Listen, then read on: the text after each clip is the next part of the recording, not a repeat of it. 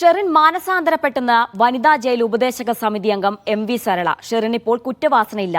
പ്രത്യേകിച്ച് ഒരു മുൻഗണനയും ഷെറിന് ഉപദേശക സമിതി നൽകിയിട്ടില്ല. ജയിലിലെ നല്ല നടപ്പുകൊണ്ടാണ് ശിക്ഷാ ഇളവിന് പരിഗണിച്ചതെന്നും സരള മീഡിയ വണിനോട് പറഞ്ഞു. പരിശോധന നടത്തിയപ്പോൾ അവരുടെ ശിക്ഷ എന്ന് പറയുന്നത് അവർ മാക്സിമം അവർ അനുഭവിച്ചിട്ടുണ്ട്. അതിന്റെ ഭാഗമായി മറ്റ് ഒരു രീതിയിലുള്ള പരാതിയും ഇല്ലാത്തതിന്റെ ഭാഗമായിട്ടാണ് ഉപദേശ സമിതി ഉണ്ട് മാനസാന്തരം ഉണ്ടായിട്ടുണ്ട്. എങ്ങനെ ഉണ്ടായി അവർ ശരിയായ ഒരു ജീവിതത്തിലേക്ക് വരുമ്പോൾ അത് പറ്റില്ല, നിങ്ങൾ പണ്ടത്തെ പോലെ തന്നെ ജീവിക്കണം എന്ന് പറയാൻ പറ്റുമോ നമുക്ക്?